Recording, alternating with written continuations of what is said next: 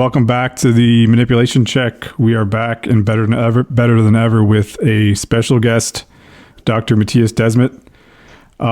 He is a professor of clinical psychology in the Department of Psychology and Educational Sciences at Ghent University in Belgium. He's a practicing psychoanalytic psychotherapist. He also, prior to receiving his PhD, he's earned a master's in statistics. He has authored over 100 peer-reviewed academic papers and has written several books, including The Pursuit of Objectivity in Psychology, Lacan's Logic of Subjectivity, subtitle A Walk on the Graph of Desire, and most recently, pertinent to our conversation today, The Psychology of Totalitarianism. So welcome, Dr. Desmet. Thanks for being here. Thank you. It's a pleasure to be here. And as just a quick pause before you get going here, I've heard you say in the past that your dissertation was on the replication crisis in psychology. Is that correct? It was related to the replication crisis in psychology. I studied methodological problems in psychology, and then from there on, I also investigated the replication crisis in psychology, and later on more in general. So yes, it was related to the replication crisis. That's interesting because I myself have a research interest in the replication crisis in psychology. And if I was told, if a time traveler came back in 2014 and was like, you're going to be talking to this guy, Dr. Mattias Desmet, in 2022, I would have said, oh, we're going to be talking about the replication crisis for sure. That's what we're going to be talking about. We're not going to be talking about this other stuff. There's no chance. So it's a crazy life. Can't predict. Yes. But what we do want to talk about today is your theory, Mattias, of mass formation. And I guess you formulated that theory to explain the response to COVID. And so maybe you could tell us a little bit about what led you to think about that theory, and also what are the main elements of that theory. Yeah, well, let me go back to when I finished my PhD. I finished my PhD, and I in the years after my PhD, I wrote a small book, the book you just mentioned, The Pursuit of Objectivity in Psychology. And in this book, I explained in a really accessible way, in a very concrete and tangible way, what exactly the methodological basis was of the lack of replicability of findings in psychology. And I showed it really in an extremely tangible, concrete way so that everybody could understand it. And to my surprise, most people got angry at me at university. And from then on, I started to be really interested in the question as to why people can be so blind for what they believe in, or be so blind for evidence that goes against what they believe in. And slowly I started to be interested in mass psychology because I became convinced that only mass psychological phenomena such as mass formation can explain the extreme blindness people can develop under certain circumstances. And then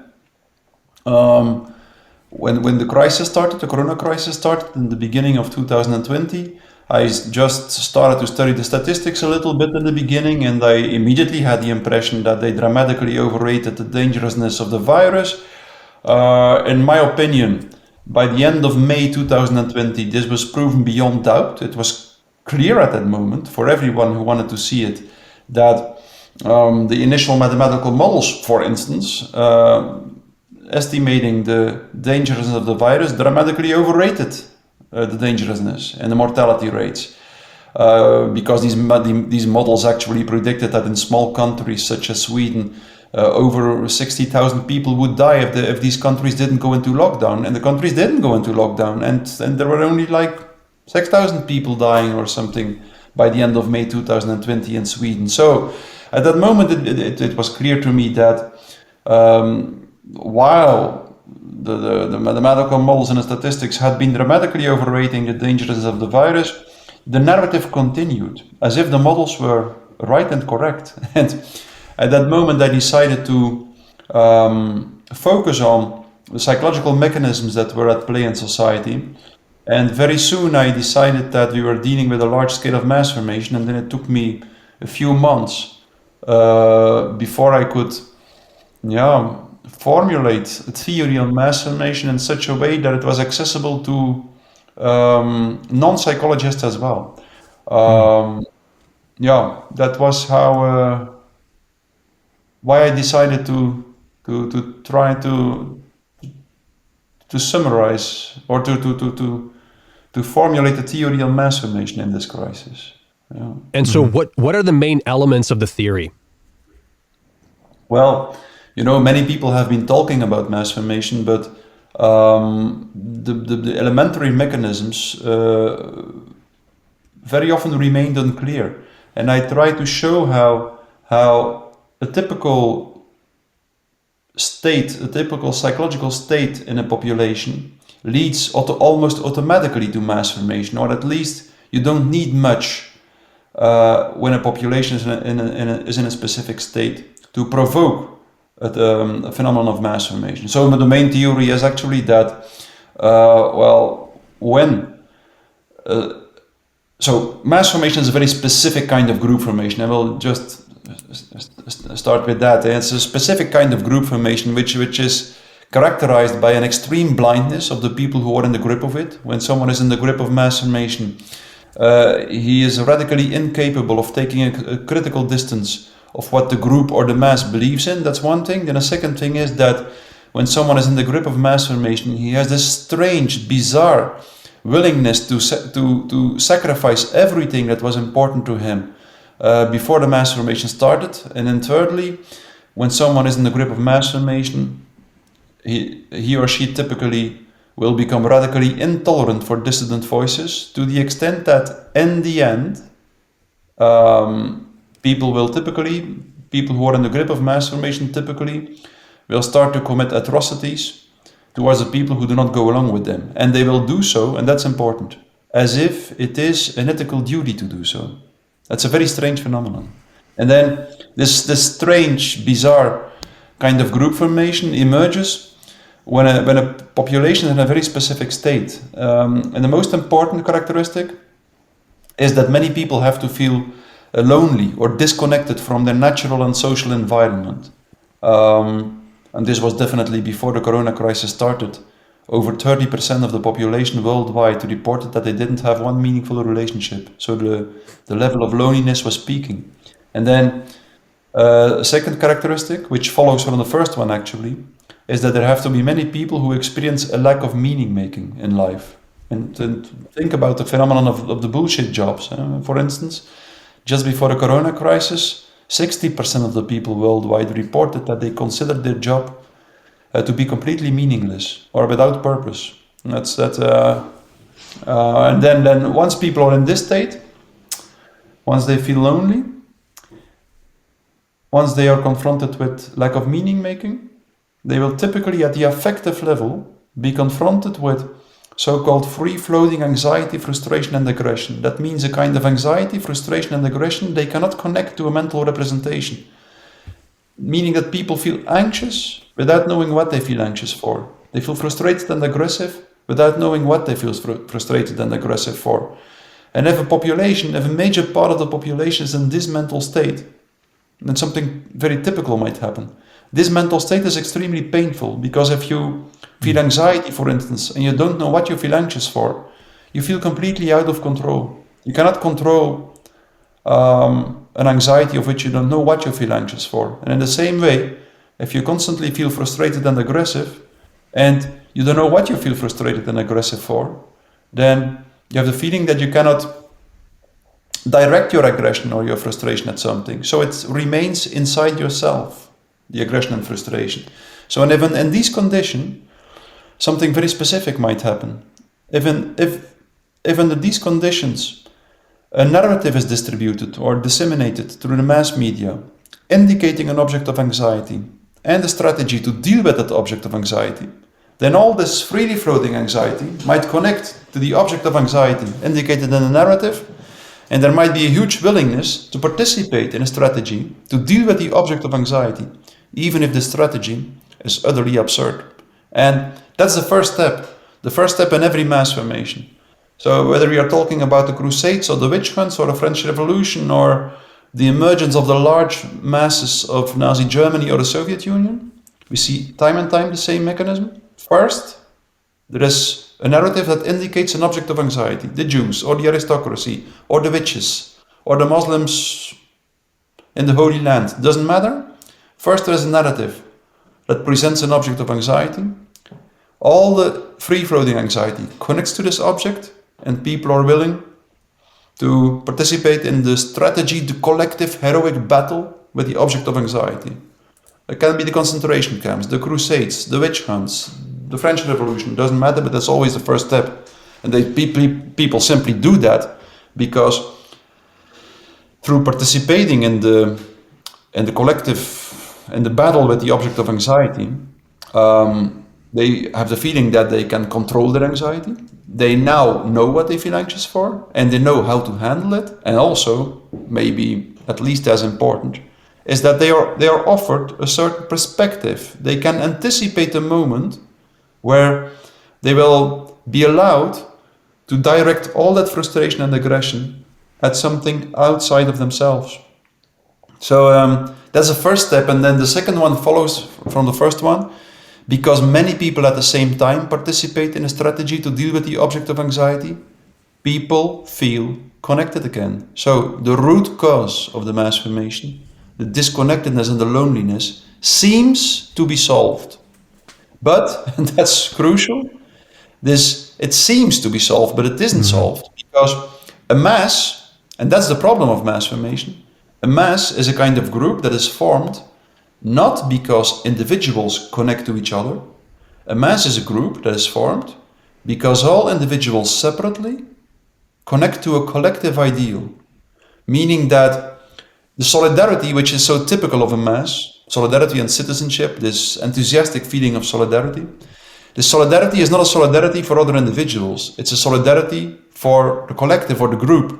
And it's even so that the longer the mass formation exists, the more all the energy is sucked away from the bonds between the individuals, and is all invested in the bonds between the individual and the collective. And in the end, the solidarity with the collective becomes much, much higher than the solidarity with the individuals. And that explains, of course, this strange paranoid atmosphere that is typical for all long-term mass formation as it exists typically in totalitarian states. And for instance, I was talking with this woman of Iran 2 or 3 months ago, a conversation which is available on the internet, and she told me that she was living in Iran during the revolution in 1979, which was the beginning of a large-scale phenomenon of mass formation and of a totalitarian state. And she said that she had witnessed with her own eyes how a mother reported her son to the state and how she hung the rope around his neck when he was on the scaffold. And when he was hung, she claimed to be a heroine for doing so. So that's a typical end stage of mass formation. All the bonds between individuals, even the strongest bonds, impoverish, and they become less important than the bond with the collective. That's a dramatic end stage of mass formation, and it's crucial, of course. If we understand the mechanism of mass formation, we will also know what we have to do in order to prevent the mass formation, which is a kind of hypnosis, to become so deep that we arrive at this dramatic end stage where people commit atrocities towards everyone who is not loyal enough to the mass. That's the importance of. That's also what I explain in my book. It's the most important message of my book, The Psychology of Totalitarianism. We just have to understand the mechanism to make sure that we know what to do. So now it sounds, if I'm understanding correctly, part of what distinguishes mass formation from other types of crowd formation is how extreme it is and how potentially widespread it is. So because of that, would it not be possible to think of, or let's say to try and explain it or relate it to people with more mundane examples Like, are there more everyday examples of mass formation that could be seen, or because of how it's defined and how it evolves and is created, that's not definitionally equivalent, that there would be no such thing? There are many small scale examples of mass formation. We had this kind of mass phenomenon here lately, around the phenomenon of needle spiking. I don't know if you're familiar with that, but there was this, almost 2 months ago, there were all these reports about people spiking with a needle in someone's legs or back at festivals. Okay, that goes back to, I remember that in like the 90s, people talking about that, like gas stations or telephone booths or things like that. Yeah, and every time like a jury is formed, that I don't know if you're having the tradition of juries when during lawsuits, but all juries for one reason or another behave like like a mass. That's something strange. Nobody knows why that is, but it is like that. So there are many small scale examples, but the large scale examples are rather rare, because, like, during the war on terror and the climate crisis and the woke movement resembled a little bit the phenomenon of mass formation, but they were not. The typical characteristic of a large-scale real phenomenon of mass formation is that it splits society in two. It reorganizes all pre-existing social structures. That's crucial. Otherwise, we are not talking about a real mass formation. In a real mass formation, all kinds of groups that pre-existed, political parties, companies, families, friends, everything is split in two, and there are two new groups that are formed, and the one group goes along with a certain narrative and the other group doesn't. That's the characteristic, the signature of a real phenomenon of mass formation. And otherwise you have like a kind of massification or something that resembles mass formation a little bit, but it's not a real mass formation. A real mass formation is energetically so strong that it reorganizes, that it has the potential to redistribute all the social bonds in a society. And that was what happened in the Corona crisis for the first time. And then, of course, what's so dramatic about mass formation is that it starts from loneliness. The root cause of mass formation is the loneliness in a society, but it leads to even more loneliness. That's so problematic about it, because it seems to reconnect people, and it seems to re-establish the social bond between people, but it doesn't. It destroys the social bond between the individuals even more, and invests all the energy in the bond between the individual and the collective, meaning that after a real mass formation, a large-scale, long-term real mass formation, there is even more loneliness in society. And we have seen this very clearly. Like, since a few months, students are allowed to come to the university again, but they don't show up anymore. The theaters, the movie houses, they are all empty. The personnel is allowed to work at university again, but people don't show up. They don't show up anymore. So that shows something very typical. The social bond has been destroyed even more than he was already destroyed before the Corona crisis, meaning that as soon as the Corona narrative disappeared a little bit in the background, it will come back, believe me, but as soon as it disappeared a little bit in the background, we immediately saw a similar phenomenon, but this time centered on the war in Ukraine. We immediately saw how there was again a narrative that indicated an object of anxiety, in which there was a good and a bad guy, in which people showed this fanatic solidarity, and in which people became radically intolerant for dissonant voices. So I'm not talking about, I don't say that I think Putin is a good guy, I don't care about that. I'm just talking about the psychological function of the narrative. And so that's of course so dramatic about mass formation. It's a symptomatic solution which makes the problem worse. And the problem ultimately is always the fragmentation of society, the social atomization, to use a term of Hannah Arendt in the Frankfurter Schule. That's the real problem, and this problem is connected to our dominant view on man and the world. It's connected to this idea that the entire universe is a material machine, a dead material machine that can be perfectly understood in a rational way. I believe in my book, I consider this to be the ultimate cause of these large-scale phenomena of mass formation that we are witnessing since 150 years or something.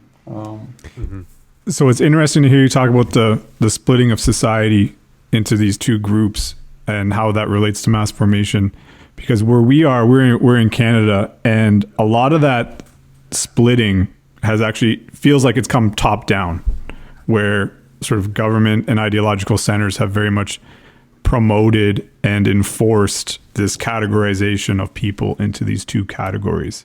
So it doesn't seem like it's been necessarily entirely organic or natural, that it also seems like it's been manufactured vis-a-vis policies and messaging and media and, you know, government agencies, for example. The vaccine mandates might be a very good example. Yes, of course. And you know, on the one hand, you have the masses or the population. You have a certain dynamic in the population. On the other hand, you always have the leaders of the masses. The leaders of the, you know, in my book, I describe how two things developed together throughout the last 200 or 300 years. On the one hand, the population, the psychological state of the population changed and the population became much more vulnerable for mass formation, just because the mechanization of the world and use of technology led to this disconnection of people with their social and natural environment, which made the population much more prone to mass formation. But on the other hand, of course, we also noticed how a certain elite formed in our society, also as a consequence of the mechanist view on man and the world, and how this elite, somewhere in the beginning of the 20th century, started to develop an impressive propaganda machinery.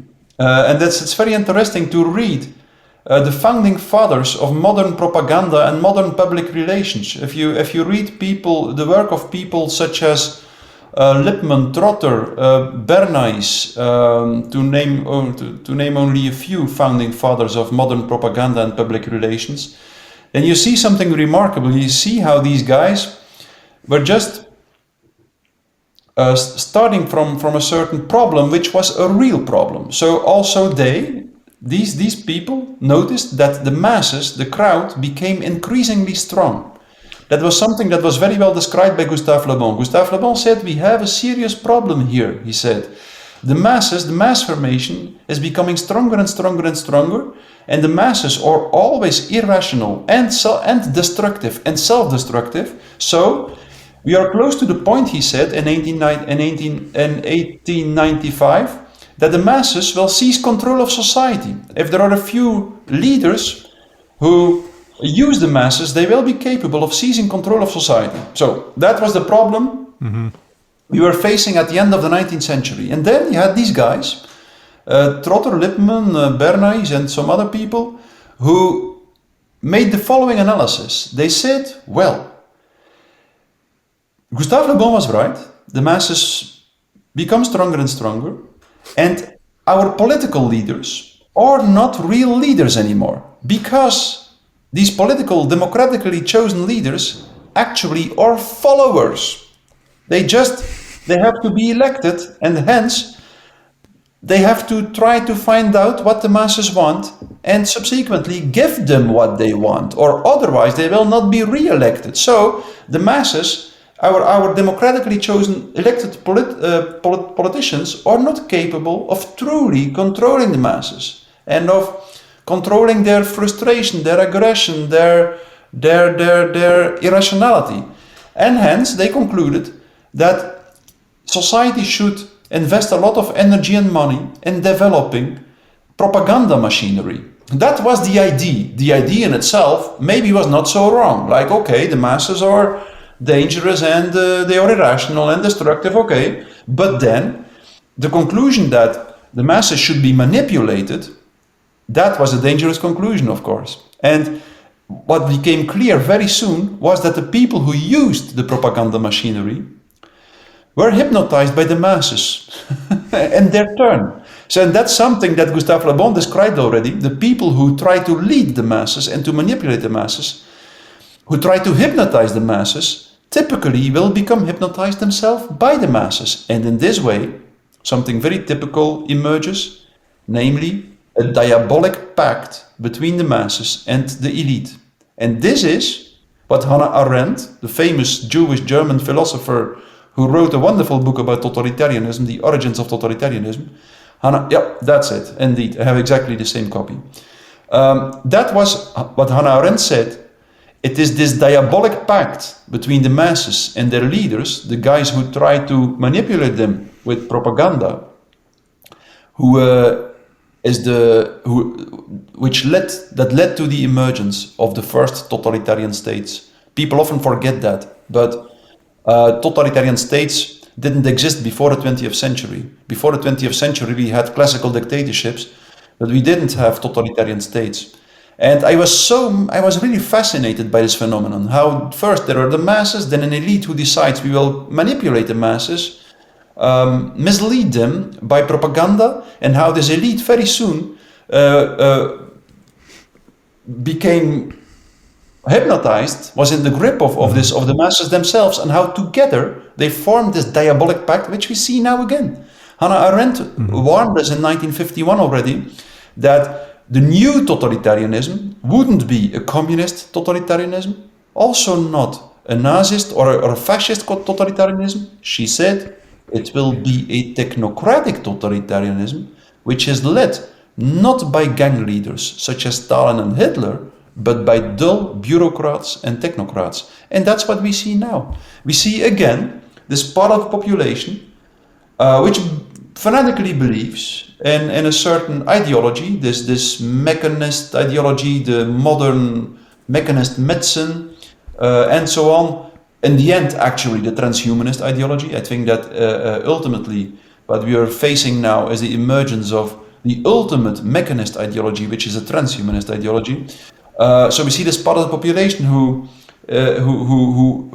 is in the grip of this rationalist view on man and the world, and then we see an elite that represents it and that is convinced that the democratic system should be replaced by a technocratic system, which is led by technocratic experts, and which, of course, already for decades, maybe for over 100 years, try to replace democracy by technocracy. And we see now the population is in the optimal state now. It's extremely lonely, fragmented, suffers from lack of meaning making, is confronted with epidemic depression and anxiety rates, and so on. And that's in this situation, and also it is prepared for decades by what someone like Jacques Ellul called pre-propaganda, a kind of indoctrination which happens through culture, movies, theater, education, and so on. Again, it's the same copy as you have. That's good. We're reading the same books. Yes, we read the same books. It's a good sign. And then so that the population is in the state, and the propaganda machinery has never been as impressive as it is now. So we are ready for the new totalitarianism, and if we know what to do, we will be capable of limiting the destructiveness of this new totalitarianism, and we will be capable to keep open a small path on which this group of people can walk that doesn't want to go along with the ideology, the mainstream ideology. That's the challenge now. We should make sure that we survive it, to put it in a nutshell. So Mattias, I can imagine somebody listening who doesn't share these views and saying, this sounds a lot like a conspiracy theory with that's not really based on any real literature or anything like that. But you've already started to basically share some of your references with us. So you talked about Edward Bernays. So this is that book, Propaganda. Yes. And then you mentioned Jacques Ellul, you mentioned Hannah Arendt, you mentioned Lippmann, Walter Lippmann, right? So, I mean, these are very classic, famous works. Like, I think that people who would sort of just try to brush this off as all just like weird conspiracy stuff might just be not well read in the historical work. There's also Harold Lasswell. You know, he has all that work on propaganda. Is there any other key readings that come to your mind on which you based your theory and your view that we could share with the audience? Well, let me first and for all tell you this. There is a chapter in my book, chapter 9, I think, which warns for the risks of too excessive conspiracy thinking. Because, of course, there is always a conspiracy dimension in society, always. It always has been like that in history. There are always certain plans, certain people who try to manipulate from behind the screens and so on. It won't be different here. But the essence of what is happening now is not a conspiracy. Essentially, what we are dealing with now, is a certain ideology, a certain view on man in the world, which is pushed to its utter limits, and which at the same time brought the population in a certain specific psychological state, and at the same time also brought the elite in a certain specific state. So we are dealing with a complex dynamical system of which the point of gravity is not situated in the elite. It's rather situated in the masses, but it's first and foremost situated, the point of gravity is first and foremost situated in an ideology. The essence of what is happening now has to be situated in a certain way of thinking, in a certain symbolic structure. So my theory has nothing to do with a conspiracy theory. And you know, maybe the most convincing example is that many conspiracy thinkers are very angry with me. They are very angry with me because they say that I try to convince people that the problem is not situated in the elite, while according to them it is. But I don't think it is. It's really, you know, totalitarianism, the point of gravity of totalitarianism is never situated in the elite, and that's exactly why if a part of the elite is eliminated in a totalitarian system, nothing happens. Stalin knew that he could perfectly eliminate 60% of his communist party, that the system would just continue if nothing happened. If you try to do the same in a classical dictatorship, the dictatorship will collapse. And that is exactly because in a classical dictatorship, the point of gravity is situated in the elite. So it's extremely important to understand the difference between a classical dictatorship and a totalitarian system. In a totalitarian system, it's the masses, it's the ideology that has the masses in its grip and the elite in its grip. That is the real problem. So the leaders, the leaders of a totalitarian system, usually fanatically believe in their own ideology. But, and that's important, they very often do not believe in the narratives they use to convince the population to accept all the changes they want to introduce in society. So that's important. You have to distinguish between the narrative and the ideology. Totalitarian leaders usually fanatically believe in their ideology, but they very often know that the narratives they use are rather a kind of propaganda, rather than let's say, what the ancient Greeks called truth speech. So, but I didn't answer your question, I think, Daniel, isn't it? You asked me something else, isn't it? Just, no, you did a great job answering the question, except for other references, yeah. Oh, yeah. That you could share with our listeners. Yes, there are so many.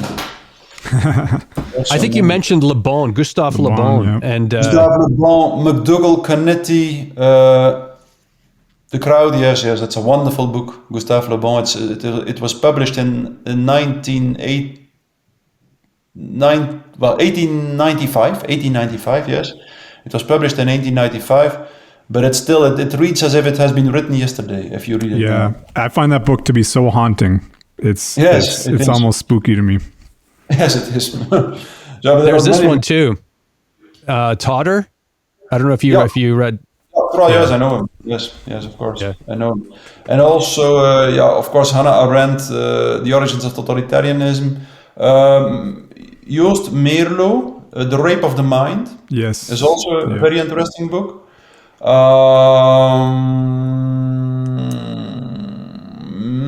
He changed my whole view on fear, Merlo. Yes. He changed my whole view on fear. Yeah. That fear, it's what the fear mechanism is fear of living, not fear of dying. Yeah. So you create this fear of life itself. And that totally changed my view of the mechanism of fear being used in these situations. Yeah. And then also the works of Mahatma Gandhi actually is very relevant because internal resistance against emerging totalitarianism always has to be non-violent. Aggressive resistance fuels the process of totalitarianization, while non-violent resistance is extremely powerful. That has been remarked, for instance, by Hannah Arendt as well. And it's because totalitarianism is based on a psychological process, a fanatic conviction, a fanatic belief in a certain ideology. It's something complete, like non-violent resistance usually doesn't work in a classical dictatorship. But in a totalitarian state, it works. And in an imperialist atmosphere, it also works. But the reason is, of course, that mass formation is a kind of group hypnosis. And hypnosis is always provoked by the voice of a leader. And that's exactly why totalitarian leaders, much more than classical dictators, use indoctrination and propaganda. Because they feel, consciously or intuitively, that their grip on the population is based on their voice. And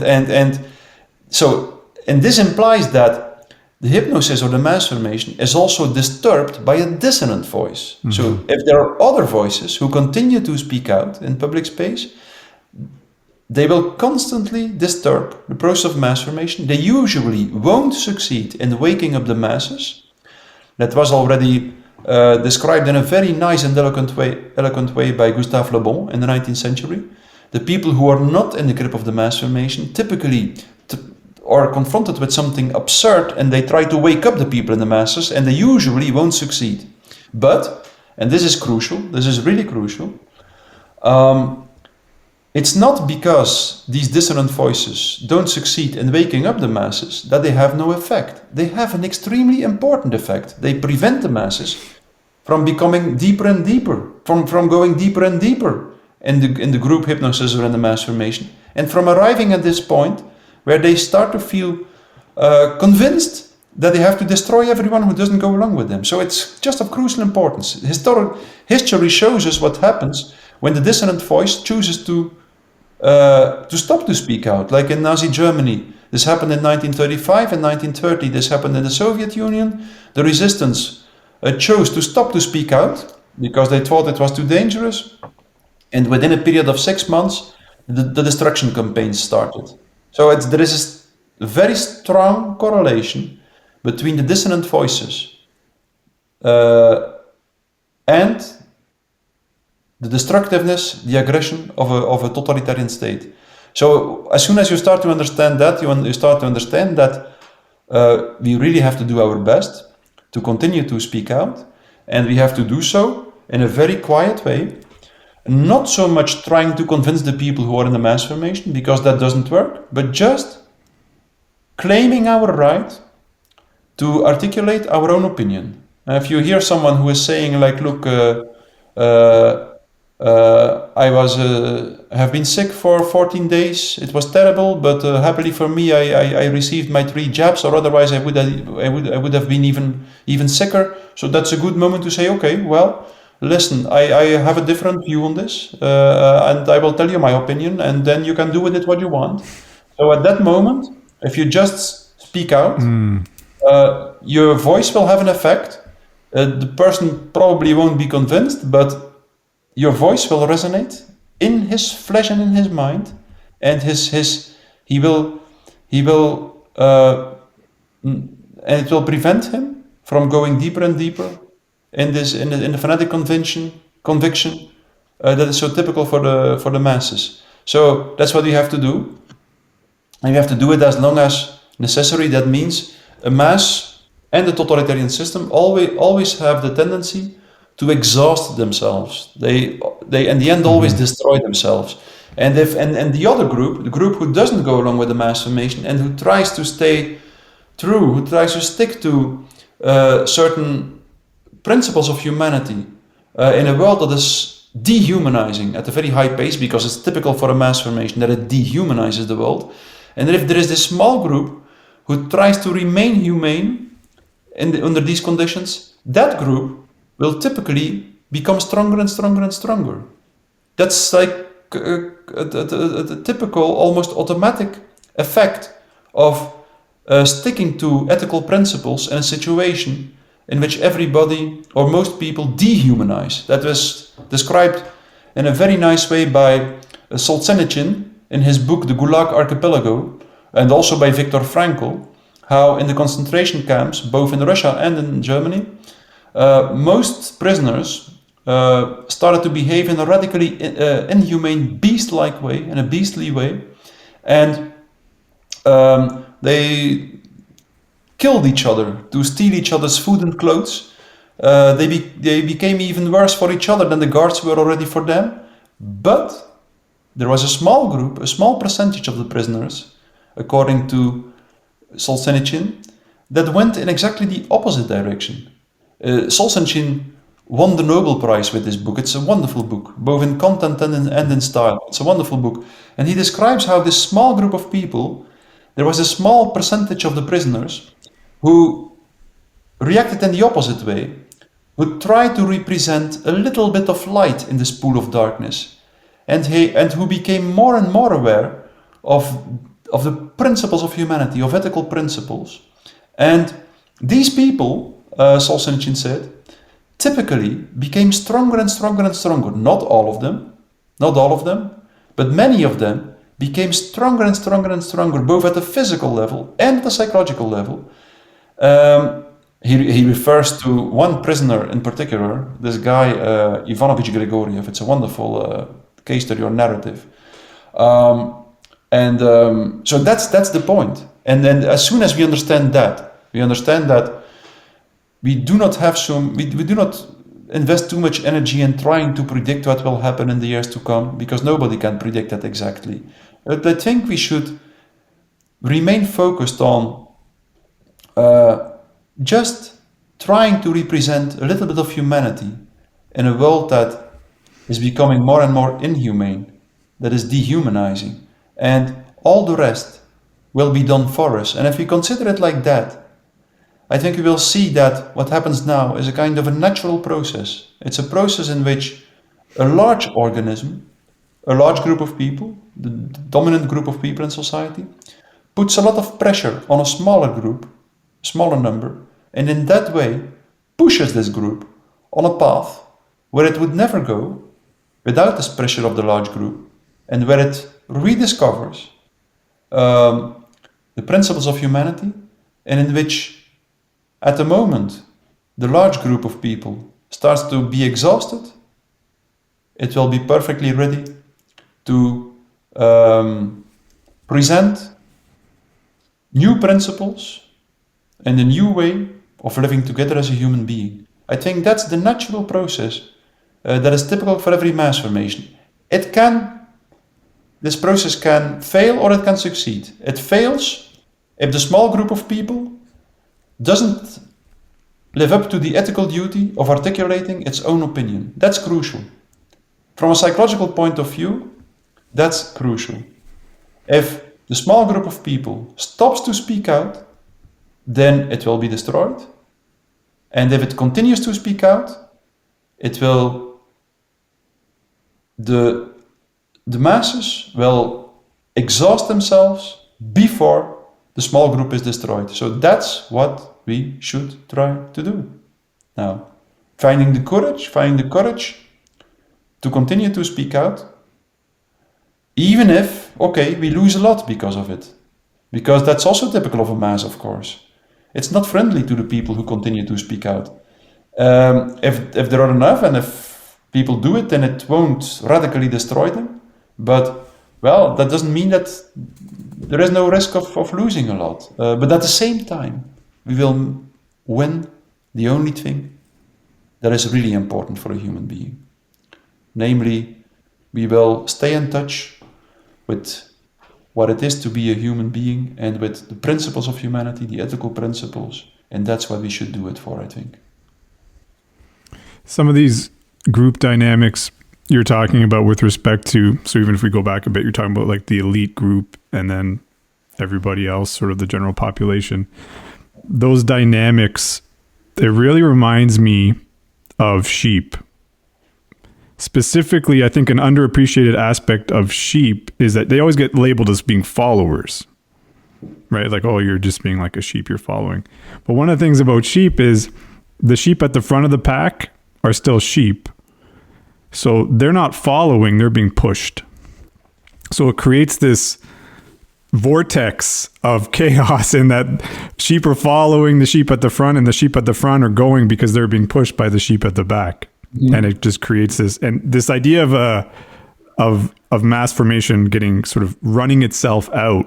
I think could also be almost applied to like a herd of sheep just going nuts and getting into trouble, where it just exhausts itself eventually. Yes. Is that really a dynamic that exists in a herd of sheep? I have a few sheep myself, and I've noticed it. It was very palpable to me because they'll create this frenzy, but the sheep at the front doesn't know what's going on either. I have 5 sheep. Okay, so you should be able to see it as well. Yes, but the herd is too small, I think, for these dynamics of. I have 3. So okay. The one at the front has no clue what's going on, and it takes its cue from the ones at the back. And the ones at the back take their cue from the one at the front, and they don't know what's going on. Anyways, I thought that was a good analogy, or for me, when I hear you speak, it's a way of understanding it's very, very applicable. Mm-hmm. You mentioned the possibility that once we come out of COVID, we might go into just another type of mass formation with the whole Russia situation right now. Is it possible to just kind of daisy chain these mass formations?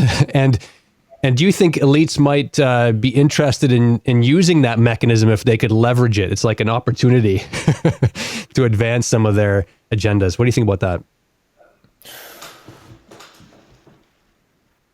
Since the 19th century, many people were aware of the possibilities that mass formation offers to seize control of society.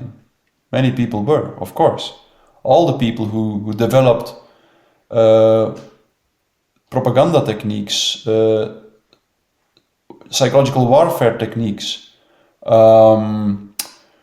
public relations discourse, human relations discourse, they were all aware of the work of Gustave Le Bon, for instance. If you read them, you will see that they almost all refer to the work of Gustave Le Bon. Many of them refer to the work of Gustave Le Bon. And they all had this cynical attitude, like, the masses are stupid and aggressive, so we should manipulate them. We should free them of themselves. But that's the dramatic aspect, of course, of this entire enterprise. That in the end, it turned always out that they abused the masses to their own advantage, and that they became even more aggressive and even more irrational than the masses themselves. So that's one of the dramatic aspects of the way in which the elite try to handle the masses. And now you're in a very strange situation. Like during the Second World War,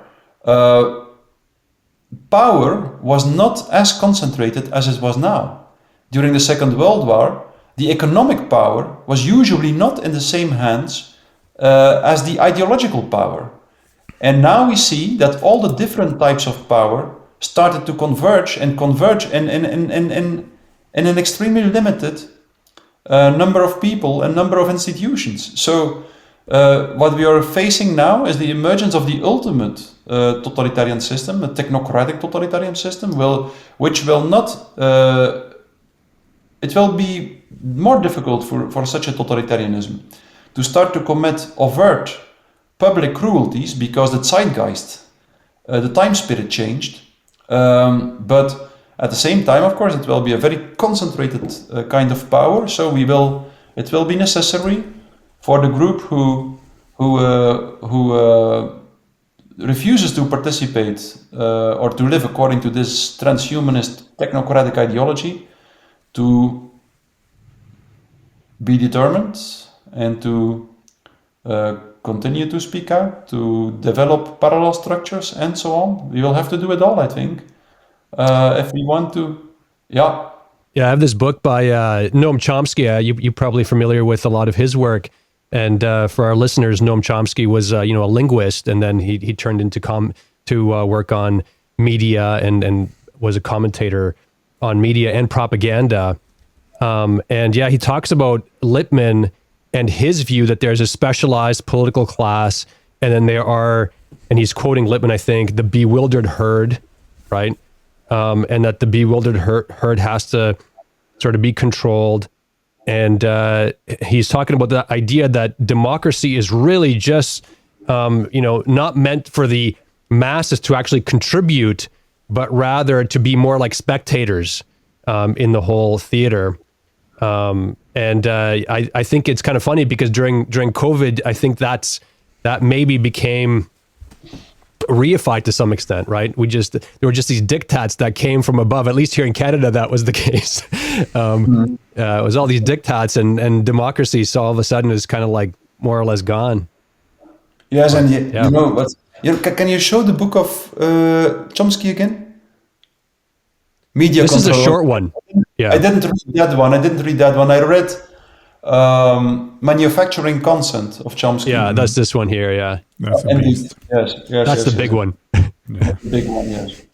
But indeed, of course, and during the corona, mass formation has existed as long as mankind exists. That's something that I mentioned in the beginning. But there is one huge difference between the ancient masses and the modern masses. There are several differences, but there is one very important difference, and it is that the modern masses are so-called lonely masses. Jacques Ellul described this in a very detailed way, that the modern masses are lonely masses. That means that the modern masses usually do not physically gather. So the ancient masses were masses in which the individuals that formed the mass were physically together, or were often physically together.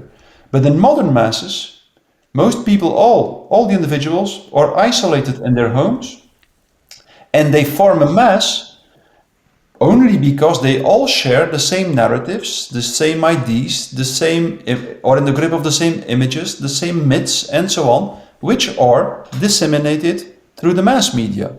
And it is this stage of a lonely mass, which makes people extremely vulnerable for propaganda, indoctrination, and so on. So that's an additional very important aspect of the current situation, I think.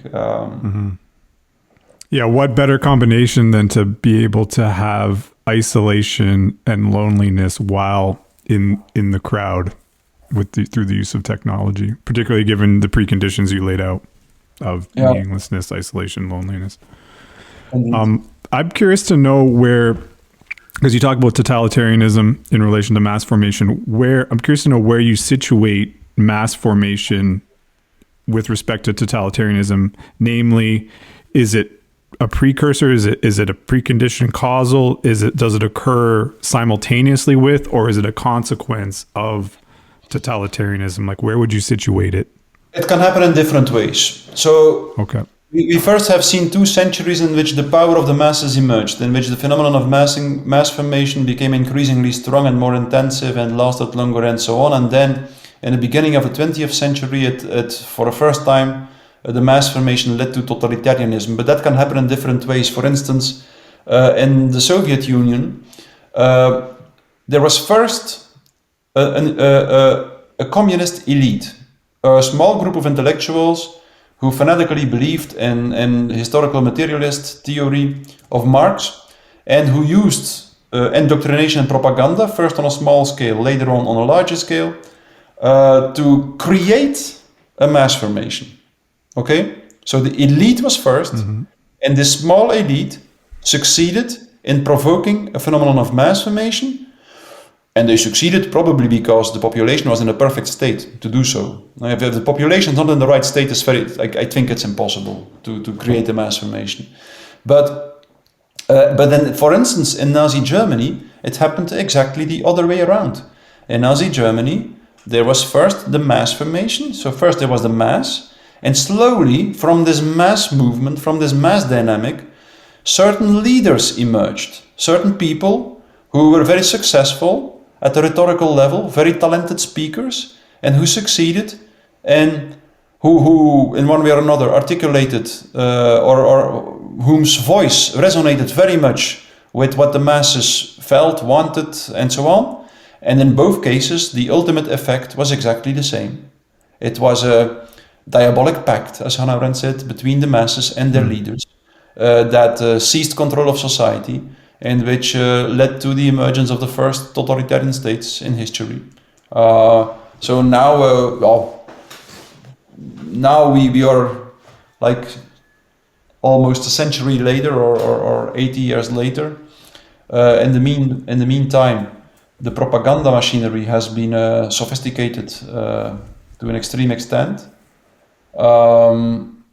The large institutions that represent this mechanist thinking, this idea that there is like the universe is a kind of a materialist machine that can perfectly be understood in a rational way, that can be predicted in a rational way. That's the essence, the ultimate cause of totalitarianism. Hannah Arendt describes this also in a nice way. It's that ideology that prepares the minds of both the leaders and the population for totalitarian narratives and a totalitarian state. So, and that narrative, of course, was even much more disseminated through education at school, through all kinds of movies and the entire cultural apparatus, actually. And that of course makes that now we are in the end stage, I think, of the tradition of enlightenment, where this mechanist view of man in the world will really manifest, and at the same time, where it will collapse, I guess. It will show that it is incapable of organizing a fruitful human living together. You can never establish a society on the basis of rational understanding. That's impossible. Rational understanding is important, but it can never be the cornerstone of human living together. Only ethical principles, only principles can be the cornerstone of human living together. And that's so important. All major scientists have actually shown us that rational understanding is very limited. We all believe that science in the first place represents like a huge accumulation of rational knowledge, and in a certain way science is an accumulation of rational knowledge, but science also brought us something completely different. Science also showed us that in the end, reality is not rational. If you look at modern physics and even much more, complex dynamical systems theory, that shows in a paradoxical way, it shows in a strictly rational way, that all complex dynamical systems in nature, which is most systems in nature, most phenomena in nature, behave irrationally. That the essence of life is irrational in nature. Literally, that it behaves as an irrational number in mathematics. And it's that's so crucial. Rational understanding is important. The tradition of enlightenment was extremely important. But if you follow the path of rationality, sooner or later you arrive at a point where you see that it is limited and that you need a different way to know the world if you want to really know the essence of life around you. Like René Thom, one of the most famous mathematicians of the 20th century and one of the founders of systems theory, articulated this in the following way. He said, this part of reality that can be understood in a rational way is very limited. And the rest of reality you can only understand by empathically resonating with it. So he referred to two kinds of knowledge, to two kinds of knowing, to two ways of knowing the world. A rational way, and then something he called a resonating way. And you know, every culture of the past, every intellectual tradition of the past knew that. If you look, for instance, at the wonderful samurai culture in Japan, then they knew that in every process of learning an art or a craft or something, there are two stages. First, there is a stage in which you learn rational, technical rules. And then, if you practice these rules for a very long time, you will start to develop a different kind of knowledge, which is much more a feeling, something that you cannot rationally explain. And in Japan, there is this wonderful proverb saying, you first have to protect the rules of an art, and then you have to break them. And it is first when you break them that you become a master in the art. The samurai, for instance, said, it's one thing to learn, it's difficult and hard to learn the technical rules of swordsmanship, of the martial arts, but it's even more difficult to forget them again. And if you don't forget them again, before you go to the battlefield, you will die on the battlefield. That's what they said. Show it. Which they knew that rational, technical knowledge is only something that prepares you for the real knowledge. And that's what we see now. We constantly try to base society on rational knowledge, and in the end we become incredibly irrational, absurdly irrational. If a human being refuses to switch from rational knowledge to the more resonating knowledge, then it becomes radically irrational. In the end. You're reminding me of the economic models and how historically some of the economic models were assuming a rational decision maker, and those models typically start to fall apart. You also have to, add this role of the not fully rational decision maker. But that's a rabbit hole because the way they define rational is in a very particular way. But yeah, very interesting. Okay, here's another quick question for you, Mattias. Your theory includes a series of preconditions, right? Yes. You have to have loneliness, you have to have sort of meaningless work and so on. And I'm wondering if those are necessary. Like, could you get a sort of mass formation without those things, or this kind of mass behavior without those things? Like, could you just rely on having fear? So there's people just afraid, and then there's an authority that tells them, do this. Would that be sufficient, or do you think you really do need those additional features or factors? I think you need them. I think you need them. Psychologically speaking, what you definitely need is a large potential of free-floating anxiety. And so this anxiety that is not connected to a mental representation is necessary, I think, for a narrative that indicates an object of anxiety to have such an impact. Because if all the anxiety is connected to representations, the new narrative will never be very successful in capturing all this anxiety and in having this huge impact that such narratives have. I think that you need the four conditions, and the most crucial is definitely the disconnection. You need enough people who are disconnected from their environment. That's crucial, because if people are firmly connected to each other and to their natural environment, and even the connection with the natural environment is sufficient.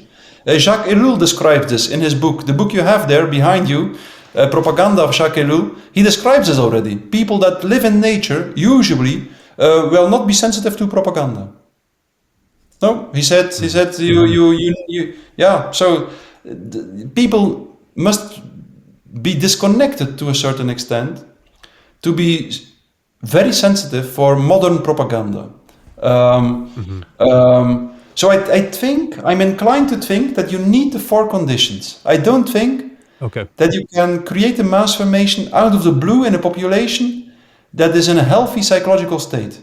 We underestimate the dramatic state of the dramatic psychological state of the population before the corona crisis. In a small country such as Belgium, with 11 million inhabitants, 300 million doses of antidepressants were used each year.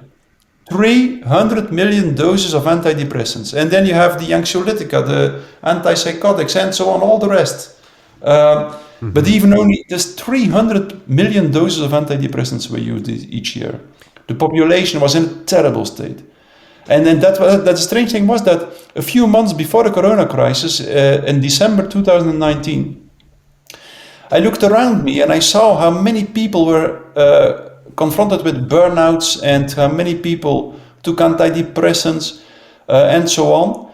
And I had a feeling, the intuition, that something would happen in society. And I told my friends, I was on a small holiday at the end of December 2019, and we were staying in a small house, a holiday house, and I told my friends, look, you will see one of these days we will wake up in a new society, in a different society, because I feel society is a complex dynamical system, and I feel that we are nearing a tipping point, that this system will go to a new, will reorganize itself and will find a new equilibrium. And 2 months later, the corona, and then I arrived home from this small holiday, I went to the bank, I paid back my mortgage, and I had a conversation of 1.5 hours with the bank director, because he wanted to know, like, how can you be so sure that something will happen? How can you be so sure? Because it would be better for you at the economic level to keep your mortgage and so on. I said no. I will pay it back, and then we talked for 1.5 hours. Of course, I couldn't really explain why. I thought I knew it, but 2 months later, the corona crisis started, and it was like suddenly we were all informed here in Belgium that we were not allowed to leave our houses anymore the day after that. And so I told everyone so. It was something like that. I meant something like that, and that was what I wanted to say. And from the first day on, I wrote my first opinion paper, and I don't know. Of course, it can just have been a happy coincidence, and maybe that I had this feeling before. Niels Bohr said something very beautiful. He said, predicting is always difficult, in particular if it is about the future, he said. And I like that quote. I like that quote very much. But still, I believe that somewhere I had this intuition. And I think that that's so typical, like a large-scale mass formation. I would be surprised if it can emerge in a healthy, happy population. I don't think so. So your theory would really posit that those things were all increasing, the loneliness, the meaninglessness, and so on. That was on the rise, and then that then triggered. So, okay, got it. Sorry, Jeff, go ahead. So one of the things I've heard you say before, and I think you've said it today maybe, is you use the word hypnosis and how it's not like hypnosis, but it is hypnosis. This mass formation idea. It's identical. Yeah, it's identical. So I had this idea that, okay, because one of the things that seems to always be on people's minds is, particularly with this mass formation idea, is like who's susceptible, who gets caught up in it, who doesn't. And I had this idea that if it is hypnosis, then maybe this is a study idea. Maybe we can get some data to support the mass formation theory. Maybe here, first ever on the manipulation check, we'll get a study going. Is if you administer, tell me what you think about this. If you administer hypnotic susceptibility tests to people, like the Harvard one or the Stanford one, there might be other ones. some people are more susceptible to actually being hypnotized than others. In theory, should those susceptibility scores correlate with narrative beliefs, behavior, pandemic response behaviors, etc., extremity in terms of their belief? So these people would be they'd be more deeply hypnotized than people who were less susceptible. I wouldn't know. It's possible if you ever investigate, if you ever test that hypothesis, please let me know what. So you're not interested, that's what I'm hearing. I am interested. I'm very interested, but I'm kidding. It's a very hard question to answer because many people have asked that question, and it probably has to do with several things. Well, I also think that it depends on the ideology that leads to the mass formation. If the ideology is very much in line with your own basic ideology, you will probably be more vulnerable for a mass formation. But even then, I'm not sure. I guess it also has to do with, look, as human beings, we all try to find our stability in something in life.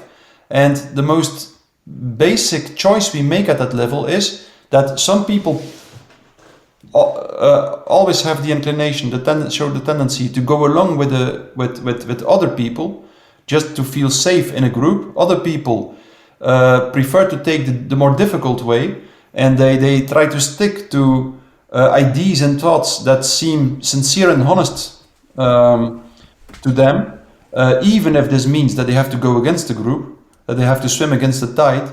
And I think that people who are, let's say, trained in swimming against the tide probably will be more resilient when a mass emerges in a society. I guess so, but it's only my 2-cent worth opinion. I know that every time several people have asked this question. Hannah Arendt, for instance, in her book The Origins of Totalitarianism, talks about it when she discusses the Dreyfus affair in France. And she also says, like, look, this group who doesn't go along with the mass, who defies the masses, is extremely heterogeneous. It's very difficult to find a common characteristic. I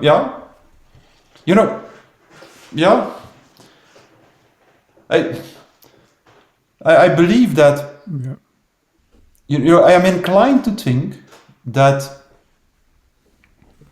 the more you considered humanity and principles of humanity important before the mass formation, the more resilient you will be, just because masses always become inhumane.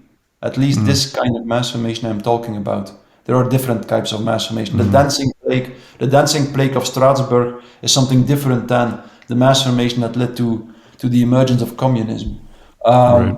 But the real mass formation, I'm not talking about mass hysteria, that is something else actually, yes. But it leads us too far. It leads us too far to distinguish between all these different types of masses. Yeah. But for the real mass formations always become inhumane, and I'm inclined to think that people who paid a lot of importance, who considered principles very important before the mass formation, that they will also be more resilient. But that's interesting. So something beyond susceptibility or suggestibility could be preventative as well. That's interesting to consider. Yes, suggestibility indeed, yes. That's the beginning of a mass formation is always a moment of suggestion. And that's what's described by Gustave Le Bon. And that's in my narrative, in my little theory, the moment of suggestion is always the moment in which the narrative is distributed that indicates an object of anxiety. That's the moment in which someone suggests, "Punk, this could be the cause of your anxiety." And that's the moment where the suggestion starts and where the hypnosis starts. One of the interesting parts of your theory, if I understand it, is that this may all lead to kind of ritualistic behavior. Is that correct? So people will now engage in some sort of behavior that's related to their alleviating the anxiety. Is that correct?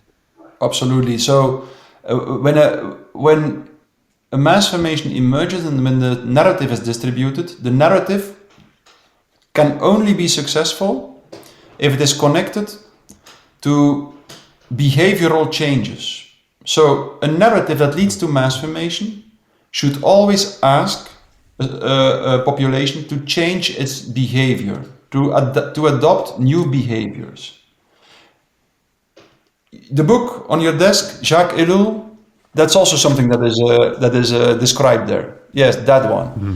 So Jacques Ellul describes this. He said a narrative that forms a mass can never, or a narrative cannot be successful in provoking a mass formation if it doesn't impose behavioral changes. People have to start to behave as if the narrative is true. That's when the narrative will have its most profound impact. And these behaviors, that's not in the book of Ellul, but these behaviors actually function as rituals. They function as rituals, ritualistic behavior. And these behavioral changes can be as absurd as you want. Even the more absurd they are, the more successful it will be. And that's something that very often, I've heard very often here in the corona crisis, like when the corona measures became more absurd, I've heard very often how people started to say like, now people will wake up. Now everybody will see how absurd these narratives are. And I always warn them, no, they won't wake up. No. The people who are into the hypnosis will applaud they're going to love it. Of course. And it is exactly because the measures function as rituals. And the ritual is always a kind of behavior that is meaningless from a pragmatic point of view, and that asks people to sacrifice something of their individual interests. That's what a ritual is. And through participating in a ritual, individuals show that the collective interests are more important than the individual interests. And that's why the people who are in the grip of mass formation, they do not go along with the narrative. They do not buy into the narrative because they think that the narrative is right or correct or something. No, they buy into the narrative because the narrative leads to this new social bond.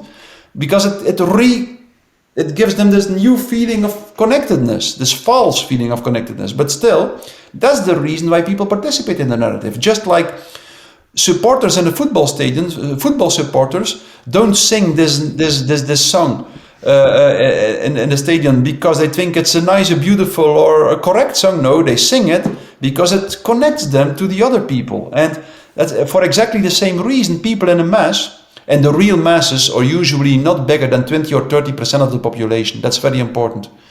Most people go along with the masses without being really hypnotized. So most people go along with the masses just because they have the feeling like, look, it's too dangerous, or to go against the masses. So, but the people who are really in the mass formation, the more absurd the measures become, or the more absurd the behavior becomes that is imposed by the leaders, the more they will be willing to participate in it.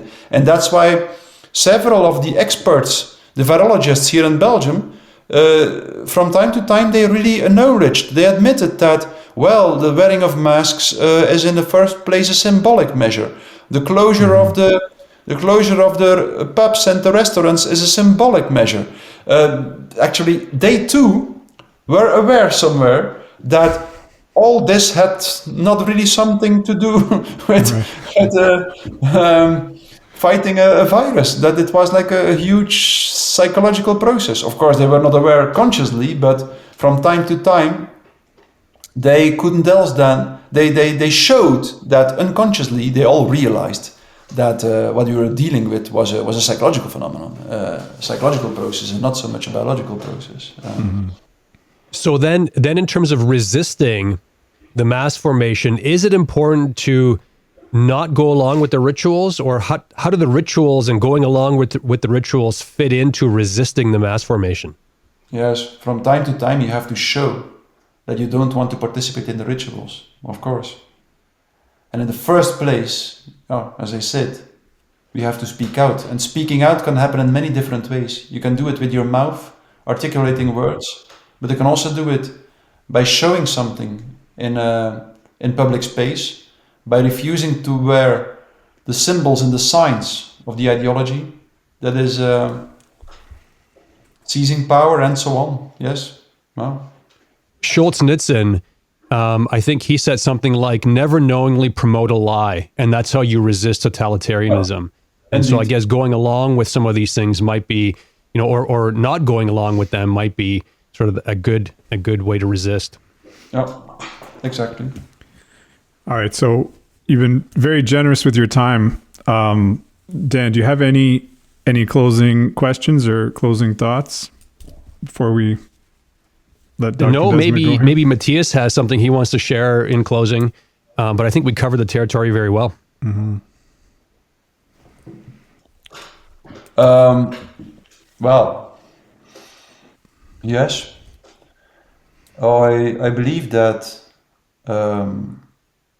it's important that we, from time to time, that we can take a certain distance of what is happening now, and that we can see that all this can lead to something beautiful, and in a certain respect, that it is even necessary. Without this crisis, I think most of us would still sit in their seat, watch television, have some chips and drink some coca, and continue as if nothing happened. I think this had to happen, and we have to. I believe that the major challenge we are facing now in the nearby future, in the years to come, will be to find the courage to stick to our principles, and that for the rest, we don't have to worry too much. I expect that the next years will be very difficult years. We will see the introduction of digital IDs, of digital coins issued by central banks and so on. So it won't be easy to defy the system or to refuse to go along with the system, far from that. But going along with the system will also not be easy. It will also be difficult. And if we stick to our principles, at least we will be sure that that is something that we won't lose. Our principles, our awareness as a human being. And that's the most important thing, I think. I think that's what we should focus on. That's great. Dan, we wouldn't have started this podcast. That's right. Our podcast was started as a result of this this crisis, because we're trying to bring psychological thought to bear on these issues, and that's why you fit in so well with your theory of mass formation. But thank you, Mattias, and especially for your positivity Yes. in the midst of this crisis. I really like your positive take-home message at the end of all of this. Yeah. And when all this started, you were, Dan and I were sitting around saying, psychologists got a lot to say about this. We should probably, somebody should probably say something. Yeah. We're in our bunkers. We look outside the bunker and you're out there with your bayonet, and you've been out there for years. For a long time. For a long time. And we're like, okay, yes. Mattias is out there. Well, thank you very much for inviting me, guys. I'm happy. Yeah. That you invited me, and maybe we see each other next time. Who knows? Yeah, absolutely. Thank you. Thanks for your time. Bye-bye. Bye. All right.